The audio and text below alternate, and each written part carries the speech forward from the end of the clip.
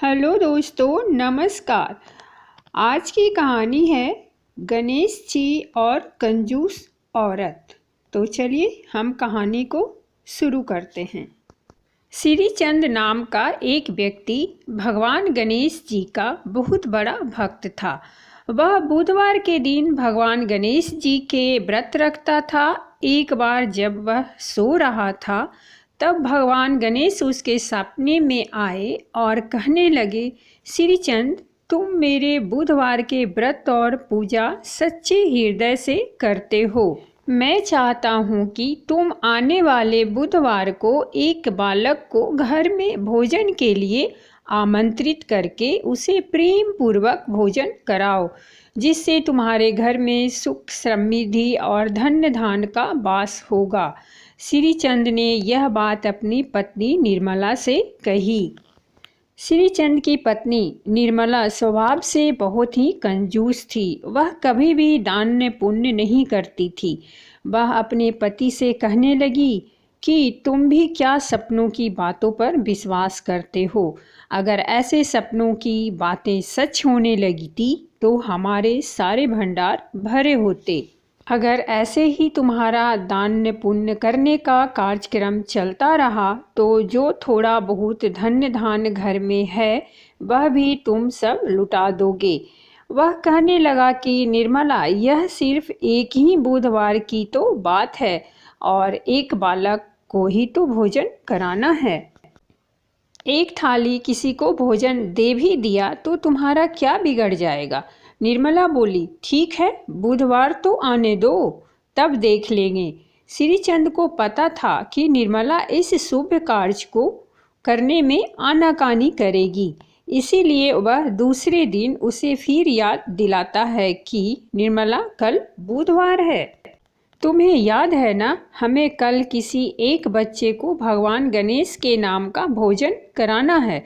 एक काम करना, तुम कल जाकर किसी एक बच्चे को ले आना, हम उसे प्रेम पूर्वक भोजन कराएंगे। निर्मला बोली, किसी एक बच्चे को ही तो खाना खिलाना है। बच्चा चाहे छोटा हो या बड़ा, मतलब तो खाना खिलाने से ही है। जब मैं बहुत छोटे बच्चे को खाना खिलाऊंगी तो वह खाना कम खाएगा। शाम के वक्त मैदान में बच्चे खेल रहे होते हैं, वहीं जाकर देखती हूँ। किसी एक छोटे बच्चे को भोजन के लिए आमंत्रित कर दूंगी। उधर भगवान गणेश जी सब देख रहे होते हैं और कहते हैं कि अच्छा, तुम एक छोटे बच्चे को भोजन कराने की सोच रही हो। तुम इतना सोच रही हो, फिर तो मुझे भी कुछ लीला रचनी ही होगी। आखिर मेरे नाम का भोजन है तो मैं भला पीछे कैसे रह सकता हूँ। मैं ही तो आमंत्रित हूँ। शाम को जहाँ बच्चे खेलते थे, निर्मला वहाँ जाकर सबसे छोटा बच्चा ढूंढने लगती है। भगवान गणेश जी देखते हैं कि निर्मला एक छोटे बच्चे को ढूंढ रही है, तो उन्होंने भी एक छोटे बच्चे का रूप धारण कर लिया और वह सभी बच्चों के बीच खेलने लगे।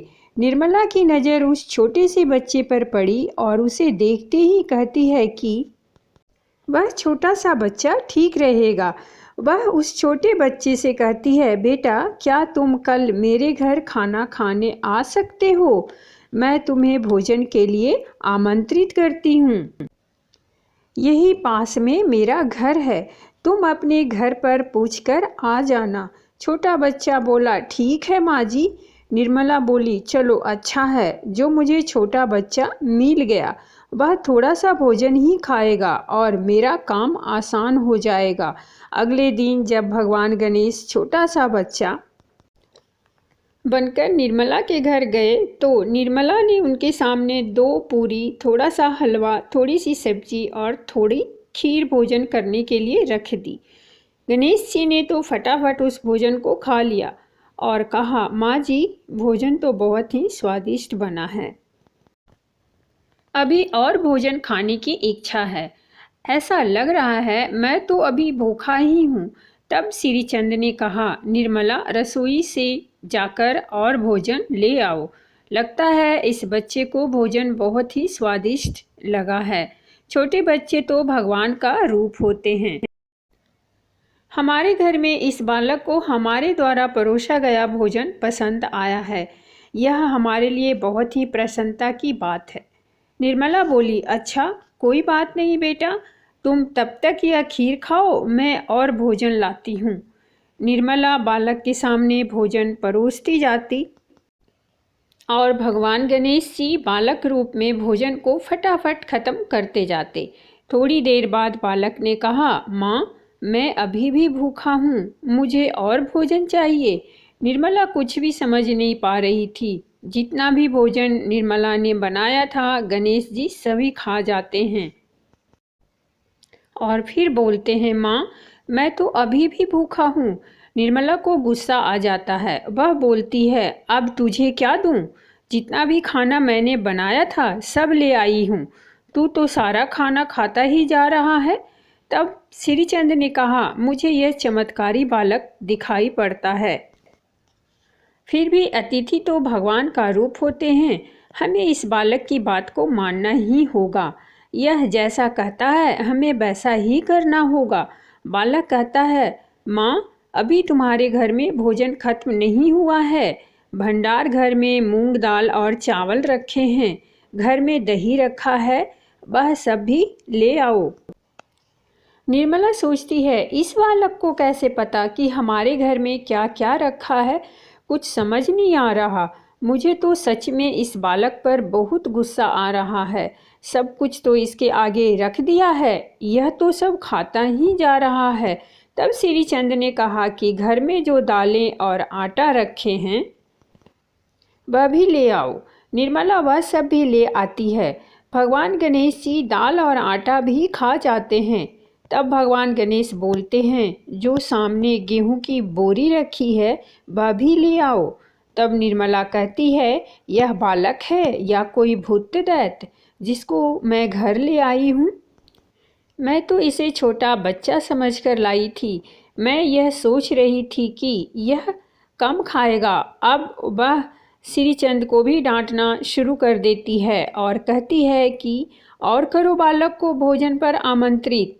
तब श्रीचंद बोला, प्रभु मैं जान गया हूँ कि आप इस छोटे से बालक के रूप में निर्मला को संदेश देना चाहते हैं, पर निर्मला सचमुच घबरा रही है। प्रभु उसे क्षमा कीजिए। निर्मला रोने लग जाती है और उसके घर में अनाज का एक दाना भी नहीं रहता। तो गणेश जी सामने प्रकट हो जाते हैं। श्रीचंद भगवान श्री गणेश जी के सामने अपने हाथ जोड़ लेता है और निर्मला भी उस बालक को गणेश जी के रूप में देखकर चौंक जाती है। गणेश जी कहते हैं, माँ भोजन खिलाने में कैसी कंजूसी? तुम्हें सिर्फ एक बच्चे को खाना खिलाना था और उसमें भी तूने सबसे छोटा बच्चा ढूंढने के बारे में सोचा। इसीलिए मैं एक बालक के रूप में आकर तुम्हें सबक देना चाहा। कभी भी किसी अतिथि को भोजन के लिए आमंत्रित करो तो सच्चे हृदय से बिना कपट किए भोजन परोसो। प्रेम पूर्वक दान कार्य करने से घर में सुख समृद्धि धन वैभव और अनाज आदि के भंडार भरे रहते हैं। तब निर्मला बोली, प्रभु मुझे क्षमा कीजिए, अब मैं कभी भी कंजूसी नहीं करूंगी। सदैव इच्छा अनुसार दान पुण्य करती रहूंगी और अतिथि को भोजन कराने में भी कभी कंजूसी नहीं करूंगी। इसके पश्चात भगवान गणेश जी श्रीचंद और निर्मला को आशीर्वाद देते हैं। गणेश जी ने जो भी खाया था उस सामान का चौगुना कर दिया। श्रीचंद को अपनी भक्ति का फल मिल गया और निर्मला को भी सीख मिल गई। तो दोस्तों ये थी हमारी आज की कहानी सुनने के लिए बहुत बहुत धन्यवाद।